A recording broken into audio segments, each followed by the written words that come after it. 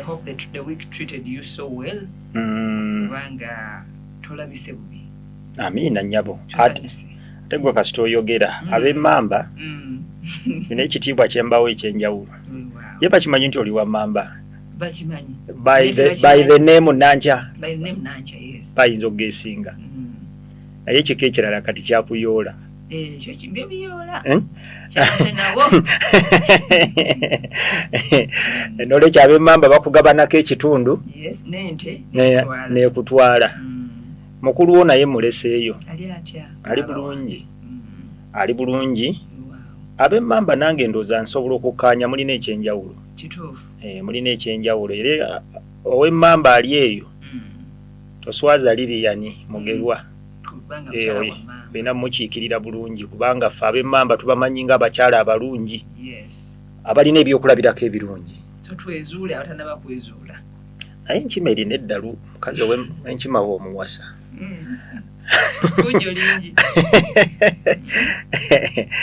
Manyi mu Kisaka okubayo n'olaba kati waliwo abo atandise okulwana yatandise okuyomba. Ate enkima gye twogerako naffe tugimanyi. Enkima be bajjajja abakuzaalira maama. So bwe ntunuddeyo nange njala okutumira ku jjajjange Nantongo. Okay.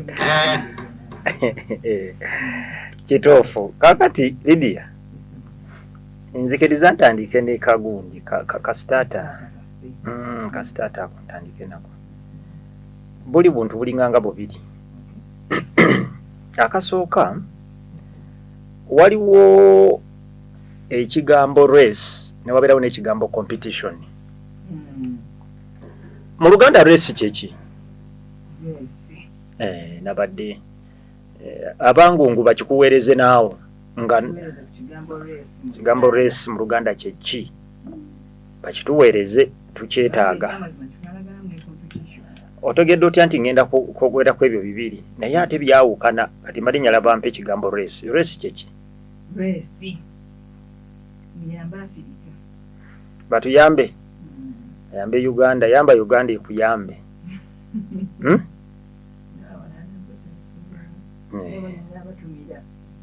Bave mu kutumira basooke batubuulire. Naye nga bwe bajja Lydia tuyinza okubeera abatuufu bwe tukola statement ne tugamba nti race kwe kuvuganya. Oba ate mbitabudde. Empaka nedda zempaka. Empaka. Empaka. Kati okuvuganya ye competition. Ebyo bibiri njagadde olwalero ntandikiraawo katono twagala okuyambako k'abantu. Mikwano gyaffe bali ku Prime Radio bayira bwe twagala kubajjukiza. Online kwetuli genda onoonyeyo Mugerwa Madison Bikongolo. Ojja kundaba ku TikTok live kwetuli ne mukwano gugolooza nti program eno yandi muyiseeko olw'embeera nti radio ayinza okuba tasobola accessinga. Lydia wanajja kukuwa bosobola okutufuna ku live naye ate era live osobola okunoonya Mugerwa Madison Bikongolo. TikTok ojja kubanga program eno ya Family Clinic osobola okubanga otufuna. Lydia njagala nyabo ntuukeko ku nsonga eno olw'obukulu bwayo. Mu nsi tolina goresinga naye okuleka ng'olimu race z'empaka okuleka ng'olina emisinde gy'olimu gy'odduka nti kati nze wano waliwo emisinde Prime Radio yali ejaguza emyaka gyali 21 oba 20 era nali chairperson kyokka ate siri chairperson wa Lupapula Loka wabula yenyigira mu misinde. Era abasajja nabatwala okukkirira wano wansi n'embeetoolooza eri naye tuba tulinnya akasozi wano nendyoka nkulabira n'abavubuka myaka 20 awo abali awo mu 3 ng'ennimi ziri mu bibatu. Nsooke kwegamba nga kyenjagala okulaga abantu nti okukula oluusi osalawo busazzi waliwo ebintu by'otekedde okkiriza mu mpisa kula naye mu byokola. Nze Lydia nga nagenze ku kisaawe ne ngenda mu namba 10 bweti ng'asamba omupiira byasamba abitegera nankasukira omupiira ne gugwa ku kigere bwe guti bwe pa. N'enkokota nga nveeri nkola ebintu bibiri mukomi nemu Lydia ekyokusesa sikimanyi bwemba sikukubye eggoolo nkusala omutwe n'oguleka mu ttaka kakati ezo zonna mpaka kale n'ekigambo lwokaano nsobola okigula kuvuganya. Thank you very much. Kakati okuleka nga bano be natwala prime media at 20 nemba bugumye ebifuba waliwo omusajja omwe yanga nti mukadde onzita ne mwawo waayi gwe saasibya omumuguwa tambula ndeka nyambuke era nenjija wano ag'okujjukira wano naye Lydia abantu bangi beeteeka mu mpaka ze bataliimu, and that's where my point is. Nosanga omuntu ng'alina empaka z'emmotoka you know kubanga ayina amaka galaba agayina emmotoka gye bavuga naye ayagala avuga eyo. Omuntu gw'olingidde naye mu mpaka oli shuwa kubanga empaka wano ku Primedio banayambisa example eyo mwe nabugumiza abantu ebifuba nyiza okukozesa ekigambo kino Lydia nengamba nti twasimbuka wano ffenna lumu era Sara bwe yaggwa Nzikulu ndowooza omujjukira teyali wano Nzikulu yaliwo wano nayogera ebigambo byayogera ne bamala ne batusindika ku misinde tudduka egy'okutolontoka okwetooloola.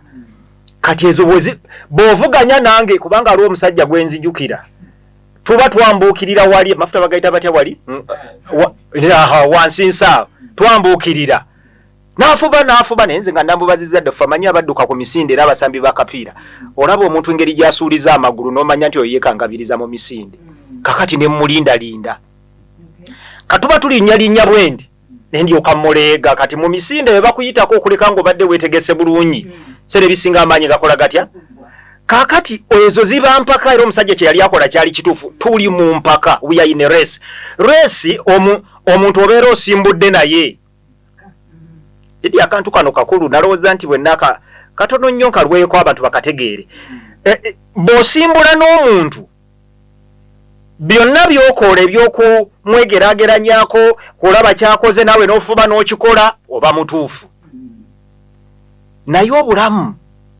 kyenjagadde omuntu agoberera programu eno lwalira akitegeere we are not in a race with anyone in a competition yes okuvuganya kirala kubanga okuvuganya kulimu okugamba nti gundi Lydia namulabye ayambadde bulungi nange kanfube nyambaleko obulungi naye empaka mwenna mudduka muva mu same starting point ne finishing line yemu era n'amateeka gabafuga geegamu mufaananya ebintu bingi unfortunately mu mpaka abasinga mu mpaka unfortunately ze mwetaddemu Lydia yakulira wawe yasoma bibye emikisa gyalina Lydia tutula n'abaana b'emyaka gyammwe nga mwasikira ebyobugagga you know kakati olaba omuntu eyasikira abantu abamu bemuvuganya nabo babbi bw'oba toli mubbi nze soogera ku gwe njogera ku babbi njogera ku banno toweeyingiza mu bya banno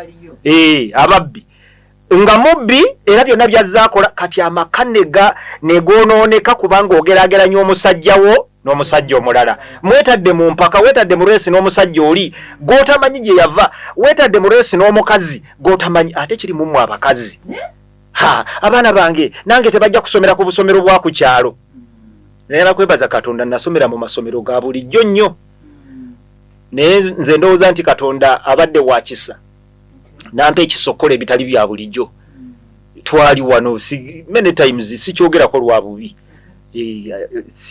lwa bubi sikwewaana naye ago mazima tuvudde mu masomero wano tugenze Makerere University government sponsorship naye nga abaana abeereega ne bagenda mu masomero nga nogasobola abazadde tebagasobola Makerere twasisinkanayo nga balina kwesasulira naye nga ffe twatambulira mu masomero ge tusobola aga bulijjo omuntu gayiza okuba n'olwekyo olwaleero amaka buli muntu agoberera programu eno ng'oli mu maka nammwe abagenda okugayingiramu settle with yourself mu bulamu you don't race with anyone vuga emmotoka yo n'emirembe abatera okugoberera mugerwa mbagamba Maika is the best kubanga Lydia ne bwe naagamba nti eyo yeesinga sigenda eyo teyinza kufuuka eyange yeyange my wife is the best kubanga omukyalo owange yoyo gwe nnina Katonda gwampadde abaana abange be basinga ennyumba weesula beruba lubiri nyina olwo lubiri lwe lwange sisobola keera nkya nensanga ennyumba endala nenyumira okusinga eyanga ate mwensula nolwekyo musooke mumatire amaka agasinga ekigabonyabonya kuwankawanka naffe tulina okulya bwe tuti tulina okwambala bwe tuti wazaalibwa bibyo oli ggwanga liryo ofaanana bibyo kala yiyo actually n'olugalo luno nyini fingerprints bwe tuba twazitekinze ne bwebera DNA tujja gikebera yiyo nga yiyo fingerprints ezizo muve mu resi n'abantu muve mu mpaka mutandika okutambulira mu bulamu in reality kamenti fe singa tulidde ebijanjaalo ne tulya ne muwogo wiiki eno ne tusavinga akasente ennyumba tugisereka naye bona atandika okugamba nti gundi yaserekeseza mabaati ki nange ng'etteeka muli mu mpaka mwasimbukidde wamu mukama kumpera omukisa tweyanziza nnyo mukadde mikono gyaffe abatugobereramu bali nnyo njagala ate okutumira ku mukyala ayitibwa Grace ono yatunyonyere naga nti race lwokaano competition kuvuganya ate nomubeerawo n'omumala bambi ali active wano agambye nti okubiisana okubiisanya nti kyeki okubiisana nti ye race webale nnyo era lidi yako kalungi nnyo muve mu kubiisanya webale kaleeta mulekerawo okubiisanya n'abantu nze ku nsi kuno ndaba lidiya sirina gwe mbiisanya naye kubanga bikongolo mu nsi ndiyo nzekka how can I race with omuntu ng'ate mbiisanya ntya naawe ng'ate tetufaananya bintu bikongolo ali omu yekka mu nsi yonna nolwekyo just tap into your uniqueness webaze katonda ekyo katonda kyakufudde muve mu kubiisanya n'abantu mwami mukasa ona disola naye utakutumirako mukulu senkuvuga gambye nti race okuvuganya mwami kasinda agambye nti race kwe kubbinkana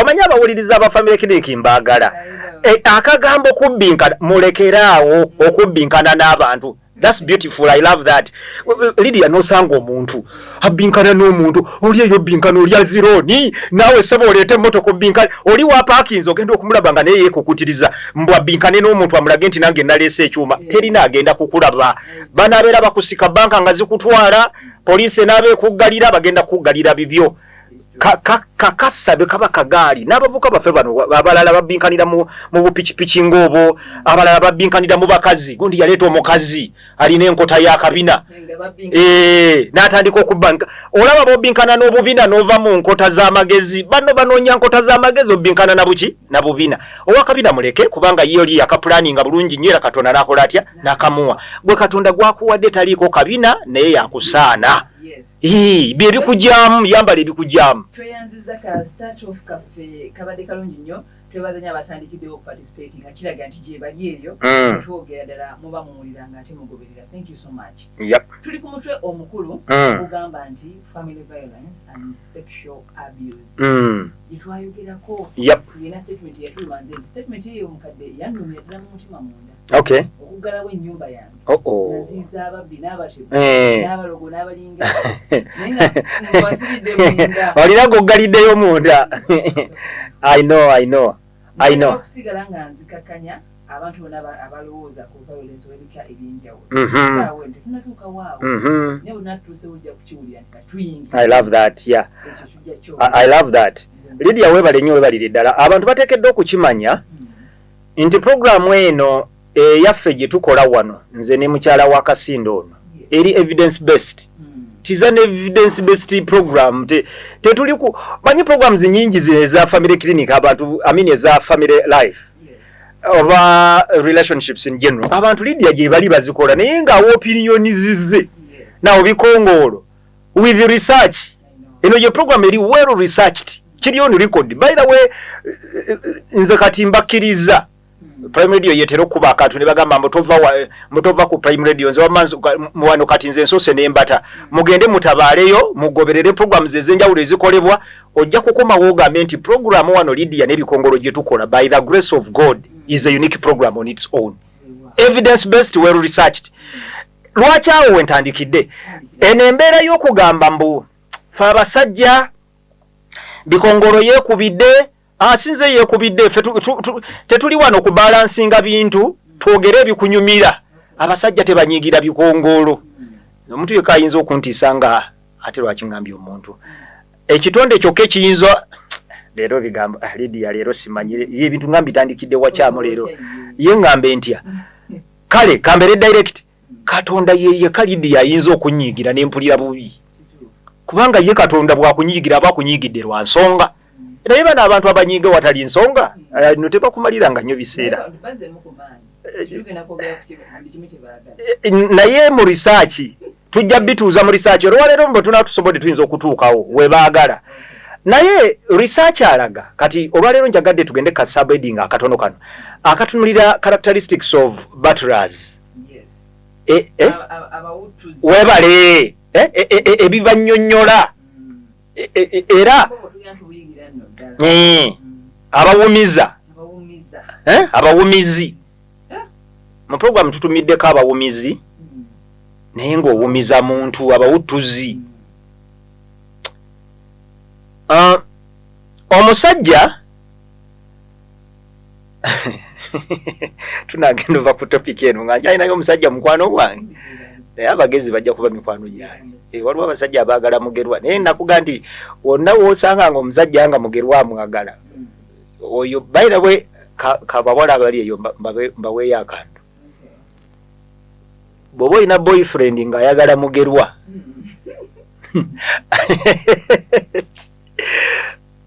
oyo already ayina 50% kebera birala mukkirize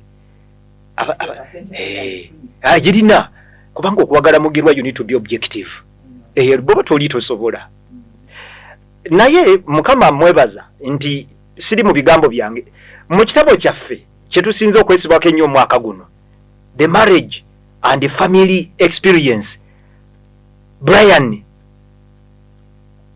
Bababura Sayad bakola statement n'agamba nti omusajja agenda mu maaso ng'aleeta obulumi ng'akola violence ku mukazi we oba omwagalwa we mbu atera okubeera n'ebintu bino wammanga era okunoonyereza kuno baakusimbuliza Edelson EDELSON oyo mwaka gwa 1985 girls oba Geles kyonna bw'oyagala olinnyo kuliyita liri GELLES ne Cornell 1990 Goldstein okunoonyereza kungi emyaka kati bino byonna njija nembikwata nembiteekawo naawe ku online weekeberere kankuweyo abalala batono wano bonna nga bakkaanya ku kino well researched Goldstein ne Rosenbaum olw'abana abakebera Goldstein wandika gold ogateko STEIN waliwo omwe eyampeereza ka message Lydia nangamba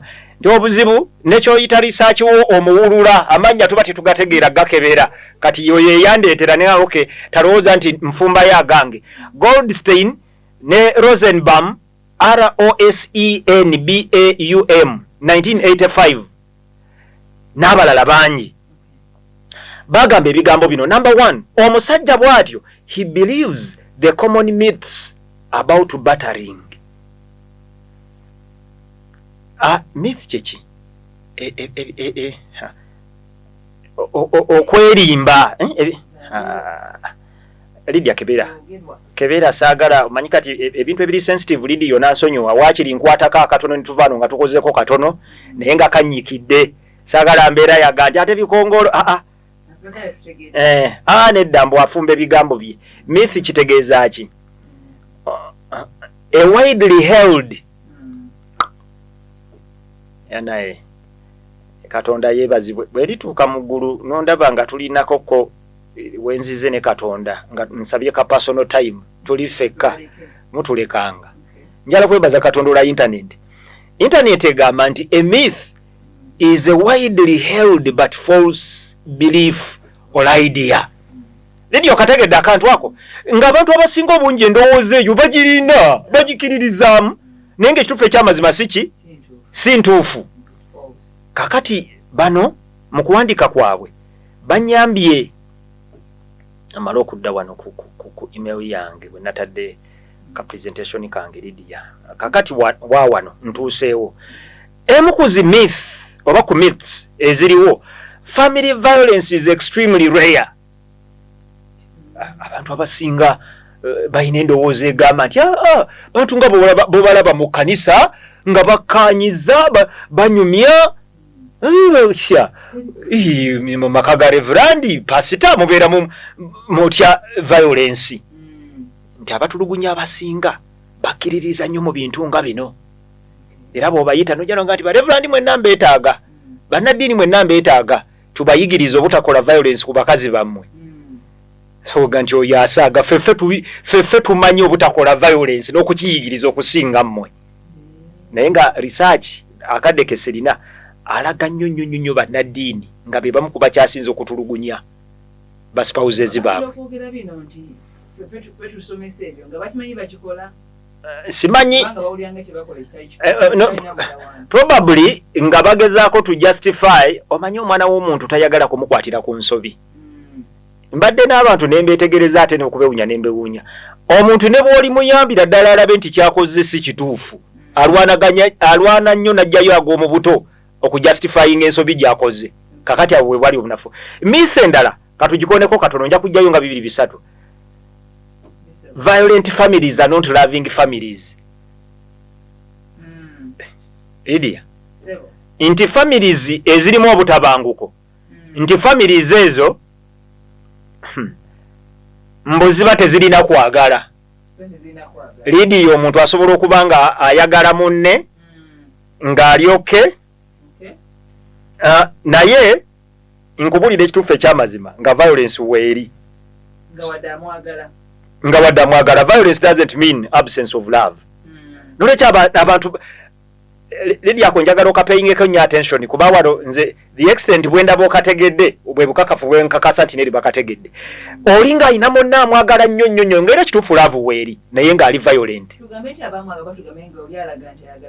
aba amwagala ekituufu asobola okuba nga amwagala naye nga to be violent kyafuuka kitundu kuki ku bulamu bwe era abantu bangi nnyo be baagala babakolako violence era tolowoozanga nti violence bwebeerawo kiba kitegeeza laavu tekola ki teriiwo lwaki ono akireeta agamba nti abasajja bangi abalina nnyo okwagala ng'ayagala mukazi we beekwekamu the fact nti waliwo ebirala ebiraga nti baagala bakazi baabwe ng'ero bye bakolako violence n'akasembayo wano nti most child sexual abuse is perpetrated by strangers ako twakalaba nadda Lydia mbu omuntu ng'obadde tomumanyi be bakyasinze okukola effujjo oba okabasanya abaana abo naye ng'ekituufu ekyamazima eyo myth ba most sexual offenders ku baana ba mu nnyumba bennyini abasajja abagwenyufu abagwegwenyufu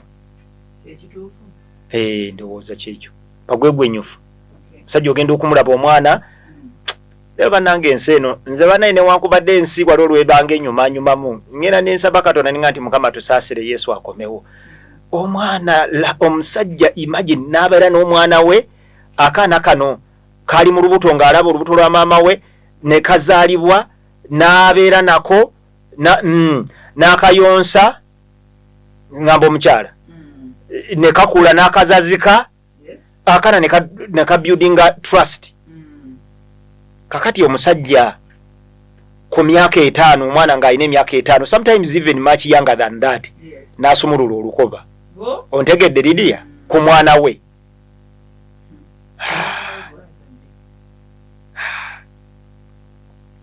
kitalo nnyo kitalo nolwekyo ba perpetrators bannaffe bano be bayita ba batterers abakubi abawumizi abatuntuzi emu ku characteristic gye balina tugambye balina myths nnyingi nnyo ze bakkiririzaamu emu ku myth endala gyenja ekintu that is generally held to be true naye ng'ate mbu there is no rape in marriage nawulira ne munnaddiini nkutumiddeko mmanyi atera okubeerako ku programu eno mukwano gwange tazivaako yenna nti bikongolo nakuwulidde ng'oyogera ku rape mu bufumbo ekyo tekiri nayo ng'olowooza kiyiririrya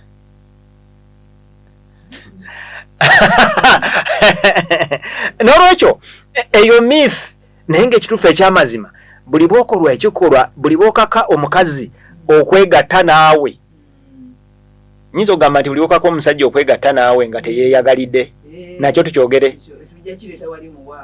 tunakireta sajja najja natuga nti yankase mukazi yankutte mukazi yankutte mukazi yankutte kakati nti ekikolwa ekyo bano abatuntuza abakubi akuba omukazi ng'agamba omumanyiro otya oŋŋamba otya nti I raped you, can I rape my wife? Kakati endowooza eyo nfu. Nolwekyo njagala abantu bategere nti buli bwokaka omukazi okwegatta naawe ne bw'aba mukazi wo nga wamusasula era oba omukozeeko rape. Era mu nsi ziri endala ezaakula newankubadde nabo bennyininyini kibakaluubirira with evidence. Kati ddala zino kamera ezajja omukazi ssebo n'ajjayo akatambi keesi zibaddeyo mu nsi ezaakula. Naye ati poliisi yaffe eyawano luli nakugamba ejjudde basajja, poliisi kujjuddeko basajja. Kaakati bw'ojja n'otuwala omusango noga nti omusajja n'ojja n'ogamba nti omukazi noga nti musajja wange mwami wange yandeepinze, basooka ne baseka ne bawanika n'amagulu ne bagateeka ku mmeeza ne bakomawo ne baga nti ogambye eki bw'okiddamu ne baseka. Okubeera rafu teriyo poliisi tetugambangako nti rape stroke being rough. Anti rape etegerekeka kukaka singa omusajja abadde rafu naawe naye nga you have consented, there is consent. Kyo kirala, it's about consent. Now number 2, abantu bano abakozesa violence okunyigiriza abantu. Violence ekigambo onkimako mu by'Oluganda okutulugunya. Waliwo ekigambo ekirala nakyo nkyagala okutulugunya, abatulugunya abakabasanya n'ebirala kwegamba abanyigiriza. Ulirayo kana akalala ekimu ku birala ebibannyonnyola omusajja bw'atyo he believes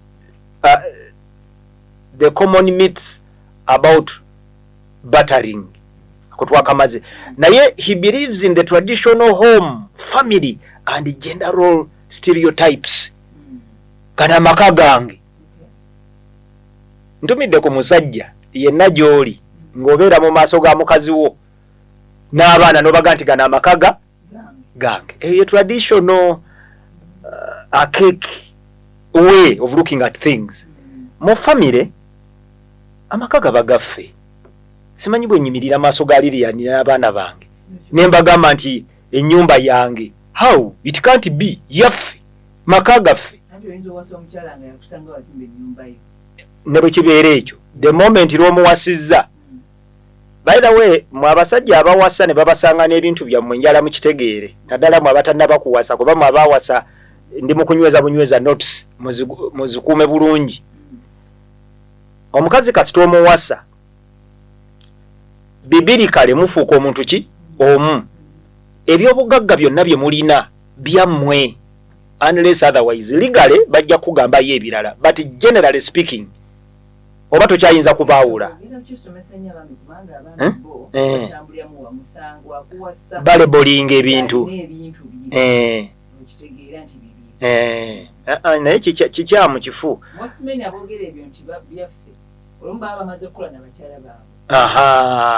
Nolwekyo njagala abantu bakitegeere Lydia nti abakubi abawumizi abantu abakyasinza okufutiza abakazi bakiririza nnyo mu traditional setting. Omusajja bw'ayogerwa taddibwamu bwani gwe bataddamu.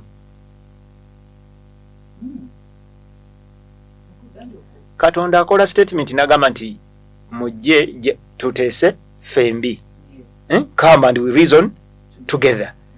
Kati olaba Katonda agamba jangu tu reasoning effe ndaga omusajja amaanyi agakola statement n'ogamba omukazi nti nze tebanziramu. Nolwekyo abantu abasinga tebanziramu azin bwe mba nnyina kye njogedde take it as it is. My statements should be taken as orders.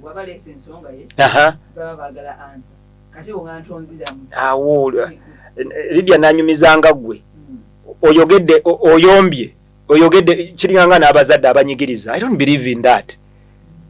Oguddewo olutalo ku mwana kyokka talina kunnyonnyola tonyinyonnyola kati shubale.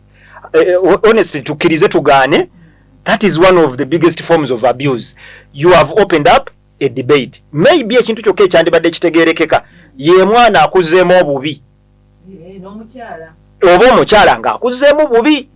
Lydia olaba enjawulo awo, naye omuntu byonna bigenda mu maaso akulaze nti ayanukulira ebyo by'okoze otya byoyogedde. So abakubi abasinga tebalowooza nti abakazi balina rights zaabwe. Bakyayagala abakazi bali abava mu ffumbiro n'evvu, abakazi ab'omu byalo eyo akuma omuliro nga guganye okukwata, evvu ne limugenda mu maaso ne gamyuka, enkumbi sibisa agenda okuvaayo. Abo bwe batyo be bakkiririzaamu. Abakubi abasinga obungi tebakkiriza bakazi bali empowered, women who are empowered n'ebirala. Characteristic endala gye batuwa wano mu research etugamba, he has low self-esteem and may use violence as a means of demonstrating power or adequacy. Nti abantu bano abakubi abasinga webale nnyo. That's the thing. Onyoma gwe omanyi ffe waffe otutegeera ani nanyini makagano onyoma gwe ontegeera gwe abantegeera bantegeera. Nze nali mpanguddeko erinnyo ku ssomero nakuba omwana ne mujjamu erinnyo. Kakati abantu mwabawala abafumbirwa baana bange ab'obuwala bali eyo, omusajja owa self-esteem okuleka nga wamututte ne bamukebera ne bakukakasa nti esteem ye erinnyeeko. Tofumbirwa nga muntu wa self-esteem eyo wansi. You can. Ennyonnyonnyo shia abantu ba low self-esteem ekirungi kyabwe bakiraga nga n'okumanya tebamanyi. Bw'olibaako emboozi gy'onyumya n'omala oleeta emboozi ng'emukwatako nga nti ewaye waffe ku kyalo wali obusajja obutonotono, akasajja kali katono. Ogenda okulabira awo nga yatandise dde okunyiiga, kwegamba oyita mu mboozi oli kunze, ajja obusungu abuleetera obutakola ki obutajjira. So abantu ba low self-esteem bakuba nnyo abantu kubanga whatever else kye batasobola olw'okuba teyekkiririzaamu, kati they compensate with probably okulaba omulala ng'akaaba. They derive a lot of satisfaction from ebikolwa ebinyigiriza abalala. Ekirala kw'obalabira abantu ng'anaakuba oba abakuba biki bye batera okubeeramu olyoka otegeere akabi k'oyinza okubeeramu. He may be sadistic, pathologically jealous or passive aggressive. Bino ngenda bigatta wamu nnyinnyonnyole. Abantu bano embeera zaabwe babaamu engeri y'ettima, babaamu embeera y'obujja. Oyogera n'ani oyo? Nga tova ku ssimu era ayinza n'okubeera mu buliri ng'oli mu ddiiro ng'abadde yeebase n'atuula mu buliri, kubanga bw'oweewaka booti amaloboozi agava mu ddiiro mukazi ng'abadde ayogera ku ssimu oba togawulira bulungi, kati n'atuula awulire. Mama ogundi obadde naani? Obwedda nkuwulira bw'ogamba nti my dear omanyi obwo obugambo bu-endearment bwakwata abantu abamu. Balewo abasajja abamu abakazi nga tonda bakumwasa, mulimu abantu ne betuba twogera nabo nga toli ddiyawe naye gagamba ye mukadde, oh dear elder, bambi nga talina, they don't mean anything. Bu-endearment sibe bwamukwata. Kakati ogendola agambye ki? Omise ddiya akugambye ki oyo? Nga nawulidde akuyita ddiya. Baba n'obujja, kati obujja buno bumusindika okubeera violent in most cases. Era violence ogenda okulaba nga eri perpetrated by jealous. Thank you very much.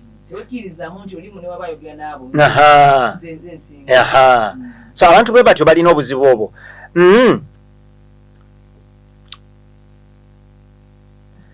Kano kagenda beewuunyisa. Abantu bwe batyo bwe kuba kukyamunkirira ayingira ne weewuunya n'essanyu gy'alijje. Kamukyamukirivu nnyo, ssanyu terimuggwako. Baba nnyo nezi highs ezo ez'owaggulu ennyo nezi lows. Abantu bwe batyo kyamuka nnyo. Kakati mu kukyamuka okwo oluusi abaako byakola ki? Byabikka. Akalala kano nako kaluma. He may use sex as an act of aggression. mu kikolwa ky'okwegatta ayinza okwegatta ne munne naye nga agenderera kumulumya amukolako violence. Ino maba yegatta mu matu, yegatta mu kigere wansi. Lydia akola violence yonna eya buli kika nga bwe wandirabye ne mu nsolo mulimu violence. Gye biteke engeri gye kiteekeddwa okukolebwa si bwakikola.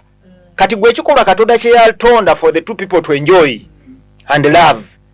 Munne by the way abafumbo mbatumiddeko naye mu kikolwa kino olingizangako munno olaba oba byokola abyagala.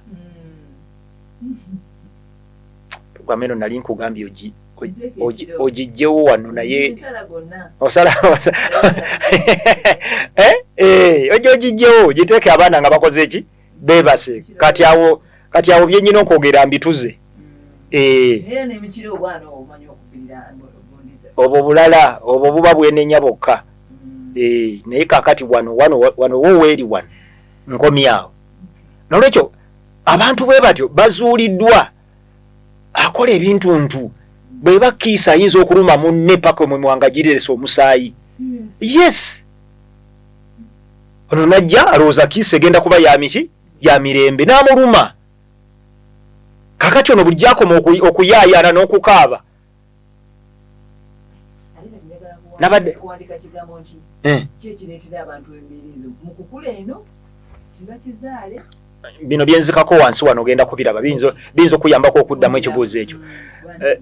Nti atuuka aluma emimwa mu kikolwa ekyo ekya kiisi n'ebirala ayinza okuluma munne emimwa n'omusaayi n'agunuuna n'agukomba.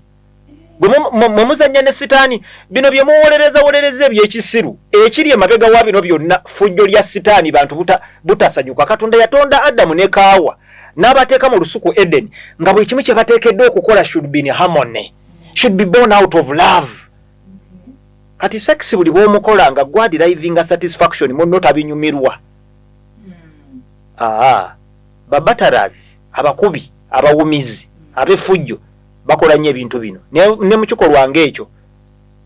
Oli nalowooza nti era kambategeezi nina omusajja namulabye ku TikTok ne mwagala so ebintu bye sitera nnyo kubyagala musumba w'abalokole ebintu bye sitera kubyagala naye ku luguno omulundi namwagadde yayogeza amagezi mangi.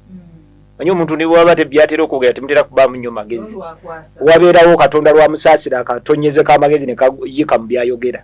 Naye waliwo akatonyeze kayiise mu byayogera n'enkaagala. Yakoze statement n'agamba nti ekigambo kino eky'okwegatta abasinga me bakisinga okukolera ensobi naddala nga bakosa abakazi. Sex ali mu magezi na bwongo, si mu saizi.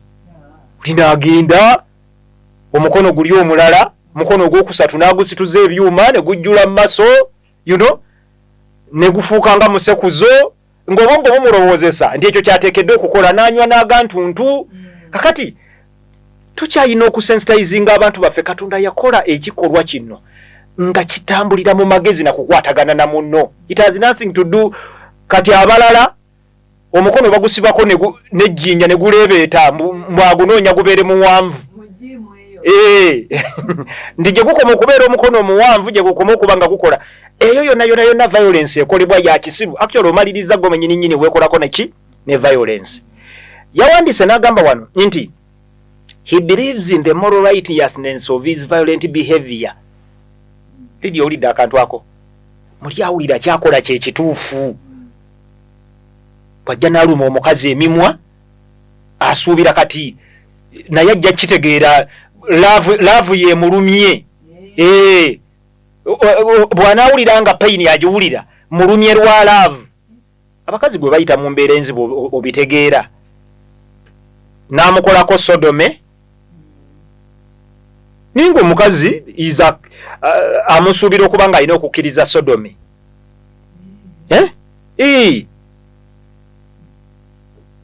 Era wano wengenda n'okuleetera ekirala.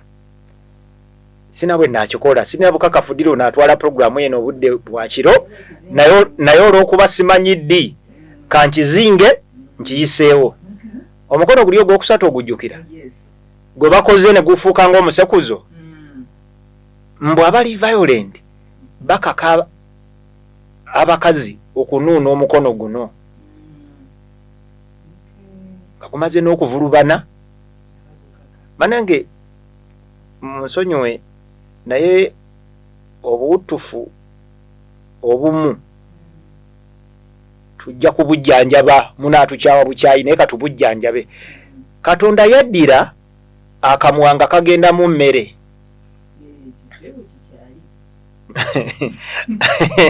kagenda muki kati bw'otandika okukwata omukono ogwokusatu nga gumaze n'ovulubana n'oguteeka mu kamwa mugenda kulwala n'agalwadde ge mutajja kumalako nago kubanga mukopperera.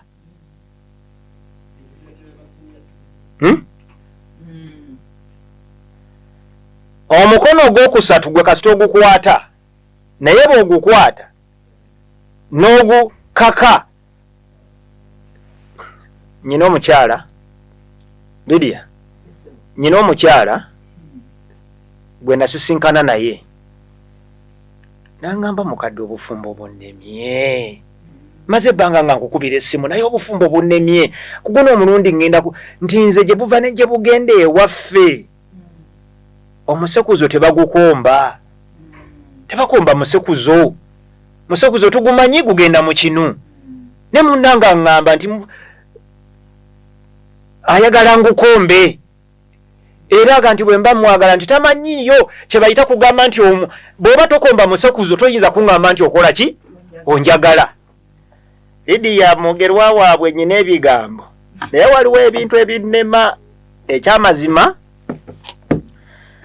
Keesi eyo is one of the most painful ones ze nali mbaddeko nazo nga nkansolinga nennemerera kuba mukazi yaŋŋamba nti omusajja yamugamba nti bw'oba tokomba musekuzo ng'ate nze ne bonna be mbaddeko nabo nga sinaba kukuwasa musekuzo gwavanga mu kinu ne bagukomba gwe bw'oba tokomba musekuzo ng'owulira ogukomba guganye obufumbo buno bugenda kukoma wano.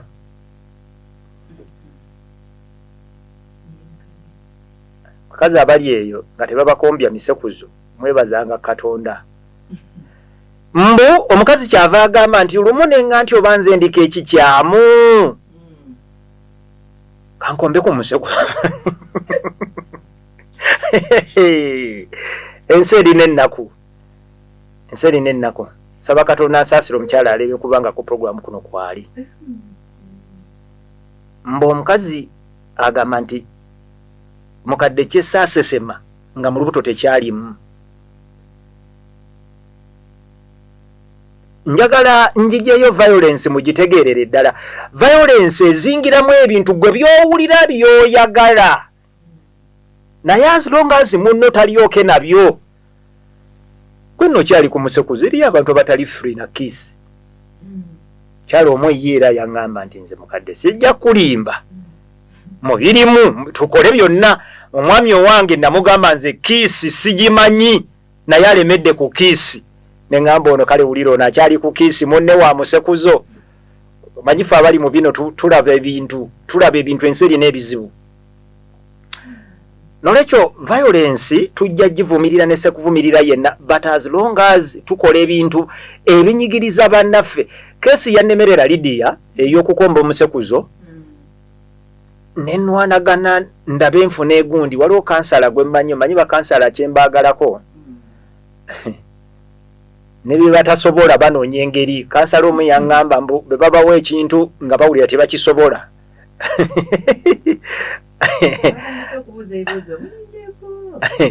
Mbu kye bakola bo bakansalas mbu bali trained not to provide answers but to just listen. Genda obuuze ba trained counselors ajjanaga nti bo bali more trained to listen okusinga okuwa solutions. Olwekyo namusindike wa counselor naye sirowooza nti kubanga ensonga eyo nga tosobola kugamba mukazi nti noobayo vaayo. Mukazi yagamba nti nange mukadde bino biwulire bwe kiba nti ku kyantuuseeko mukazi nti naga nti omusekuzo ku guno kangezeeko okomba omusekuzo kunzitira amaka mbona ite yasigaza akatava katasesema yali takoze eki yali takalidde kati akola statement n'agamba nti oluvannyuma lw'ebyo bwegaba maka kunfa nange nsazeewo gakole gatya ganfe naye nze njagala kuddayo bakansala simanyi bwe mukola mirimu gyammwe naye nze nga coach life skills coach njala kuwa ku magezi Bayibuli eri very clear waliwo ebintu nga gwe bw'oba obikola biri okay with you nja kuwa ekyokulabirako singa embuzi bagisise mu ssabo wali ife babikongoola embuzi n'ogijja mu ssabo nenjiraba nti ogijja mu ssabo naye bw'oba kale wagiwonze walubaala afaanana atya nze wali bw'osala embuzi n'ogyokya nja kweriira naye wayinza okubeerawo omuntu mukadde bikongoolo gwe tubadde tulowooza nti atya Katonda oli otya ennyama Pawulo ekyo kyayigiriza for the good of others okomba omusekuzo okukunyumira naye kyekyokka kyoyinza okukola tugamba akukombe nasu nasu akagalu bakombe mugambe kakati tuwanyise kubanga ate gwe bajje ku musekuzo ne bakutwala ku nasu n'ogaana okunuuna nasu awo nange mangenda kuvaamu mayina gamba gwe kati oli waki kati muwanyiseemu ngezaako okuwa example I'm going to all lengths okulaga abantu nti violence ezingiramu okukaka abantu okukola ebintu bye batali free nabyo bye bataagala consent yes let a person consent including styles ez'enjawulo ez'okulinnya emiti waliwo omwali nnyo omuti nga asoosayo bigere neberayo alinnyo omuti nga njogera n'abakulu manyi abantu ababuuka njala nnyo omuntu nga mubuufu ababuuse ndoza babuuse dda waliwo alinnyo omuti nga asoosa bigere era yali nnyo omuti nga asoosa ngalo neberayo nga agulinnyanga kisaanyi naye ninnya gy'olinnyo omuti n'omuti gwagala ogulinnye bwe gutyo oba omuti gula nti nze balinnyisa ngalo zokka basoosa ngalo bigere ne bijja oluvannyuma nze ndi wankonyogo so I want people to know nti gye buba ne gye bugenda violence ejja kasita otandika okukola ekintu omuntu kyatakanyiza nakyo kukikkiriza mu bwongo including okuyita abantu forms of violence tulizoogerako endala naye kasita otandika for example okuyita omuntu amannya nga tagaagala kati nze njagala kugamba bantu sagala muntu ampita medi kaneyambise radio wano kasita kwe muli muwulira babadde bakikola madde mukikolera mu butamanya yenze medicine kyenjagala naye okumpita medi nze sinze medi linnya lyange nze medicine ba medi gye bali era nabo si balinako mutawaana basigaze erinnya lyabwe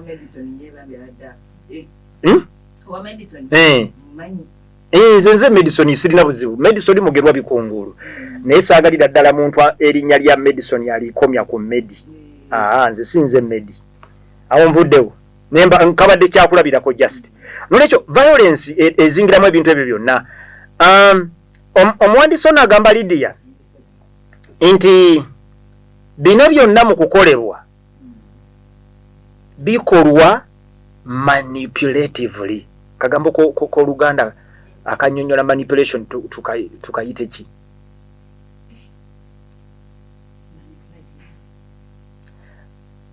Lydia nga bw'okanoonya empayo obudakiika butono ngenda kwewolayo eddakiika nga 5 ntuuke ku basajja abasinga we babadde bagamba nti nga yeesibye nnyo ku basajja era ndowooza kacyanga ntandika twaleeta topic eno tuteeka okuba twaluuzinga abasajja bangi balikomawo oluvannyuma nga topic eno tugivuddeko twabakakasa naye okusinziira ku bye tugoberera kati njagala kutuuka ku basajja abawumizibwa abakubibwa naye ngenda kubyogera wano mubiwulire nga research bweraga ngenda kubisoma ebimu Lydia nja byekyusize era ngenda kusaba obinkyusize yes kiki ekireetera omuntu omuntu okula okay ebimu ku byo bye tulaba mbu abasajja bangi babeera mu mbeera nga yakula obusolosolo buno abutulugunya bupets babuyita bupets obwewaka sanga omuntu n'asamba kapa n'agisuula eri ai oba nkiyite ki kwegamba aggressive behavior eri unnecessary ogenda okwesanga oba ebimu oba ttima lya sitaani oba nkola ki abamu nga bw'oyogedde psychologically aba ne animate expectations obulamu oluusi nga abantu aba self esteem nga ntono abantu abalina esteem entono abantu bwe bamulema kubanga poliisi kyangu nnyo okumusiba okukola effujjo ku bantu kapusi bwe kajja ogenda okulaba nga akasamba era nalabako yakasamba naye pusi eri sirigyerabira obulamu bwange bwonna yasamba pusi naye bwegwa ku kisenge neri ekomawo zonna naye ng'enduulu yokka gyakubako waliwo ekintu kyempulira kye bagamba nti abaana bano nga tubakuza omuzadde ng'oli rafu n'abaana nga tulinawo obudde bwebagamba nti obaagala kubalaga ku mukwano tibatera okukula abaana bwe batyo abemalira ebiruyi very true abamalira ebiruyi ku bisolo nga bwogamba true connected kwabo be abasangibwa nga balaba violence ewaka azaalaba maama we bamukuba nze kimu ku bintu bye neebazaako Katonda bwe kiba kyaliwo Katonda teyakindaga naye maama wange naye yaŋŋamba nti tekyaliwo tebakimukolako saalabako ebbanga of course oba lwakuba lyali tono nnyo bwe nalabako maama wange ne taata nga bali bonna naye saalabako taata bwakuba maama kakati era sikitegeera sikimanyi bye tukula tulaba bitegeeza kinene nnyo era wano bwe mubeera mu laavu unfortunately laavu eyo temutera kugiwa temutera kugisengejja kugamba omuntu gwe ngenda okufumbirwa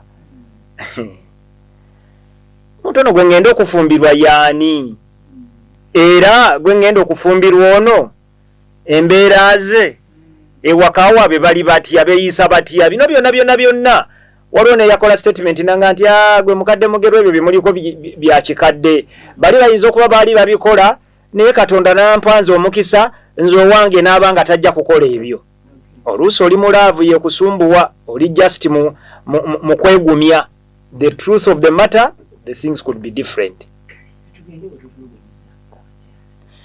Omuwandiisi ono Lydia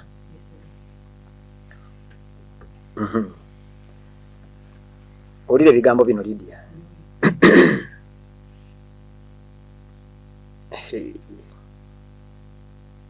agamba the incidence of battered husbands is unknown.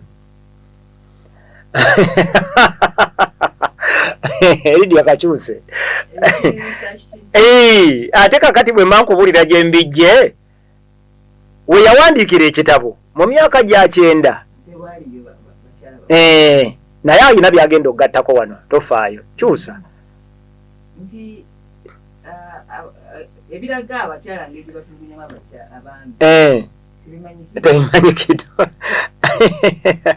agamba nti we have after all the blah blah ebyo kambireke kubanga sina nnyo kadde kabbe nnyonnyola naye kangambe nti although it is undoubtedly true that some men are injured in attacks by wives or lovers kyusaako although it is undoubtedly true that some men are injured in attacks by wives or lovers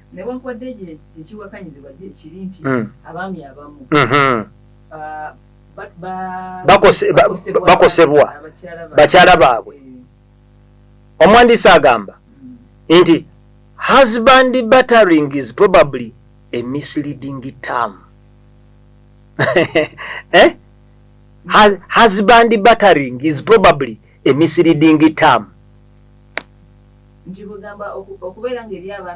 Okujja n'ogamba nti abasajja bakubibwa ebigambo ebyo byobeera oyogedde obanga awuddiisa mbu abaki abantu era kyovudde ojja okulaba Lydia lwaki society oluusi ekaluubirizibwa okukikkiriza Lydia ne malanvaayo ne ŋŋamba bannange mukazi ampumiza sajja basooka ne baseka abakazi ne basekeramu obwana ne buseka now it doesn't mean nti tekiriiyo gyekiri naye lwaki kirowoozebwa bwe kityo saagala kunnyonnyola nga sinamalayo kantu kano kawulire Lydia agamba nti husband battering is probably a misleading term.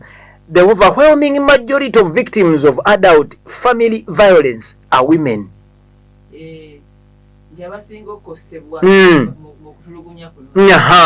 Mu family ogenda okubanoonya nga baki bakyala oba bakazi 10 times oliriza 10 times as many women as men are seriously victimized by an intimate partner or extra partner. In one study, bino yinza obutabikyusa olwakadde.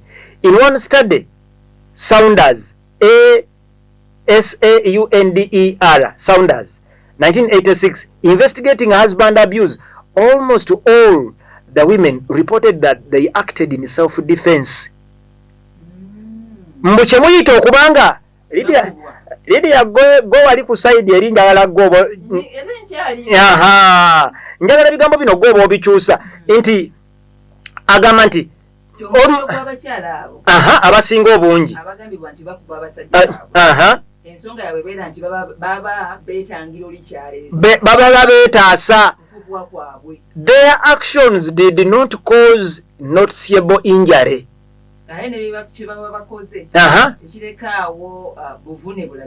Omusajja n'agamba bannange omukazi nga nzita tolaba liiso lizimbye bannaye omukazi nga nkuba mwe temumanyi abakazi kye batukola banaatera kututta nnaku zino tewali wazimbye tewali musaayi naye mbu abakazi abasinga aboogeredde nti abasajja babakuba ogenda okulaba eriiso lyazimbye ogenda okulaba amannyo maama violence gye bakola ku basajja ebayisa obubi ennyo bwetyo nga tetugiraba.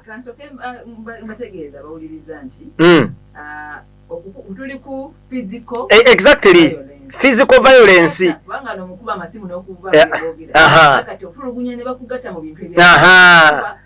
Kukuba physically to cause physical harm. Now, ngamaliriza Lydia, omuwandiisi ono agamba kuba nayagadde sayagala bantu bo bampapye bandetese ebintu ebitannaba kutuukira. Kati njagala omuwandiisi ono okumanya mwagala nze research mwagala akoze statement n'agamba nti abakazi be bakozeeko physical violence tebeetaaga kukunnyonnyola nnyo. Omukazi teyeetaaga kwefungula omulabe amaaso ogalabe eriiso lyamyuse olaba n'ab'ebyobufuzi ku level okumanya banange society. Kambabuuzi Saaba minisita omusajja mwange wakuba oluyi ako ne bootanziramu naye njagala olage okumanya ennaku y'abakazi ekyali nnene even at such a level oli alowooleza ddala nti asobola okusigala ng'ajooga omukazi akuumibwa emmundu ow'ebitiibwa era n'akola ki n'akwata n'amukuba mu luyi. Naye omwandiisi agamba bw'ati eyo nvuddeyo mangu saala kuyingizaawo politics.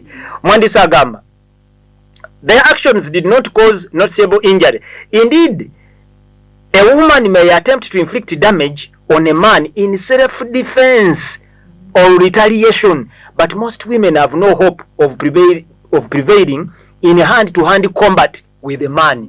Nkyusize ebigambo ebyo Lydia. Okay, kambi kutule. Indeed, a woman may attempt to inflict damage on a man in self-defense or retaliation. Oba okuddiza. In other words, abamu akwata n'omu nsekuzingi na kukozeseza edda benaguleta gutegeeza kirala ayinza n'okwata ejjinja nga bambi yeerwanako kubanga bw'atazzeeyo jjinja babadde bagenda kumutta. Kakati tuvumirira retaliation yonna naye tugezaako okulaga nti n'abakazi abalowoozebwa okuba nti batulugunya abasajja okunoonyereza okusinga kulaga babeera beerwanako oba baddiza nga bamusosonkereza. Naye ng'abasajja be batera okukola omukazi n'asituka bw'ati n'asiba oluyi.